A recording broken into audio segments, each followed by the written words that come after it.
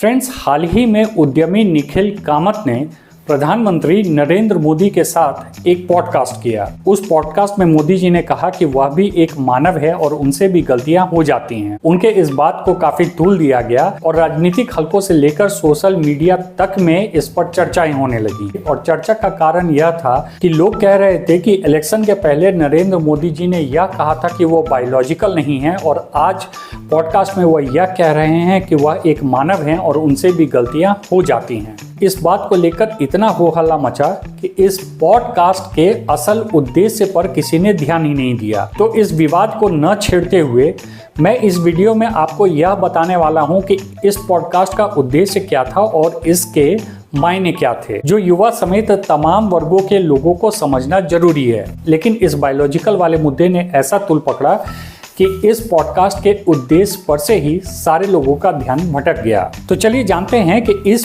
Podcast के कुछ take Awez क्या हैं।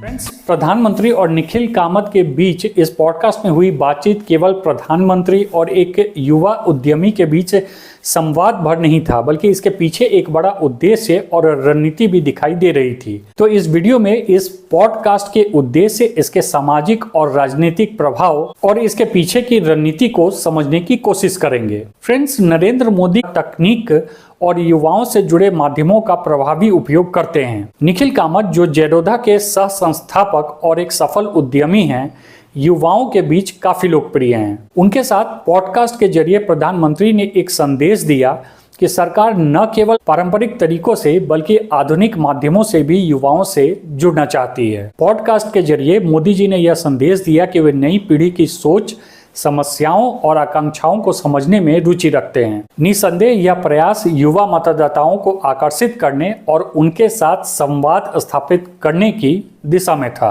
पॉडकास्ट का दूसरा बड़ा उद्देश्य नए भारत की सोच को सामने रखना था। इसमें आत्मनिर्भर भारत, स्टार्टअप कल्चर और डिजिटल इंडिया जैसे विषयों पर चर्चा हुई। यह बातचीत यह दर्शाती है कि भारत अब केवल कृषि और परंपरागत उद्योगों तक सीमित नहीं है, बल्कि तकनीकी और डिजिटल क्षेत्रों में भी अग्रणी बन रहा है। प्रधानमंत्री ने इस पॉडकास्ट के माध्यम से यह दिखाने की कोशिश की कि उनकी सरकार स्टार्टअप्स और उद्यमिता को बढ़ावा देने के लिए प्रतिबद्ध है।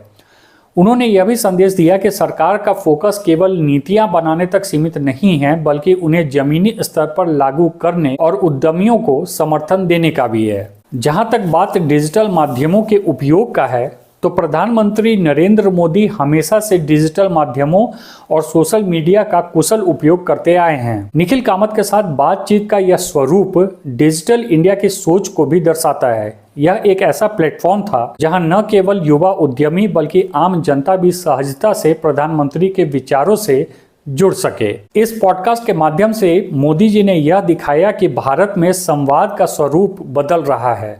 अब केवल पारंपरिक भाषण और रैलियों तक सीमित रहने के बजाय सरकार जनता तक पहुंचने के लिए पॉडकास्ट जैसे नए प्लेटफॉर्म्स का उपयोग कर रही है। पॉडकास्ट के दौरान आर्थिक मुद्दों पर भी चर्चा हुई। निखिल कामत, जो वित्तीय क्षेत्र के विशेषज्ञ माने जाते हैं, के साथ बातचीत के जरिए प्रधानमंत्री ने यह संदेश दिया कि भारत में निवेश के लिए अनुकूल माहौल तैयार हो रहा है। उन्होंने स्टार्टअप्स, फिटनेस और उद्यमशीलता के क्षेत्र में सरकार की नीतियों और सुधारों का उल्लेख किया। यह बातचीत घरेलू और विदेशी निवेशकों को एक सकारात्मक संदेश देने के लिए भी था। यह दिखाने की कोशिश की गई कि भारत में न केवल एक मजबूत आर्थिक आधार है, बल्कि सरकार उद्यमियों और निवेशकों को समर्थन देने के लिए भी तत्पर है। निखिल कामत और नरेंद्र मोदी दोनों ने अपने व्यक्तिगत अनुभवों को भी साझा किया।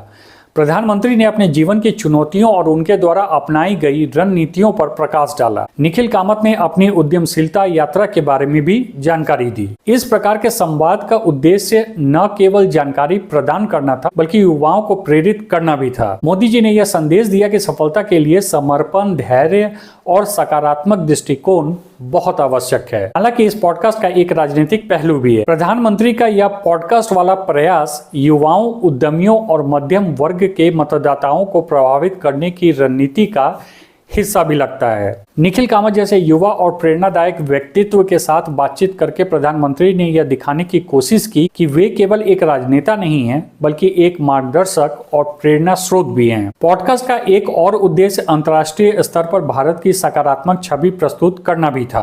निखिल कामत के जरिए वैश्विक दर्शकों तक यह संदेश पहुंचाने की कोशिश की गई कि भारत केवल आर्थिक शक्ति ही नहीं है, बल्कि एक ऐसा देश है जो नए विचारों और नवाचारों को प्रोत्साहित करता है। प्रधानमंत्री ने इस बातचीत को बेहद सरल और सहज तरीके से प्रस्तुत किया। यह एक औपचारिक भाषण की तरह नहीं था, बल्कि दो व्यक्तियों के बीच एक मित्रतापूर्ण संवाद की तरह था। इसे यह संदेश गया कि प्रधानमंत्री जनता से जुड़े मुद्दों और विचारों को सुनने और समझने के लिए तत्पर हैं। तो कुल मिलाकर निखिल कामत और प्रधानमंत्री नरेंद्र मोदी के बीच हुए इस पॉडकास्ट की बातचीत न केवल प्रेरणादायक थी, बल्कि इसके पीछे कई रणनीतिक उद्देश्य भी थे। यह प्रयास युवाओं और उद्यमियों से जुड़ने, भारत की नई तस्वीर पेश करने और आर्थिक सुधारों को उजागर करने की दिशा में था। प्रधानमंत्री ने इस पॉडकास्ट के जरिए यह संदेश दिया कि उनकी सरकार हर पीढ़ी और वर्ग से संवाद स्थापित करने के लिए तैयार है। यह एक पॉडकास्ट नहीं, बल्कि नए भारत की सोच को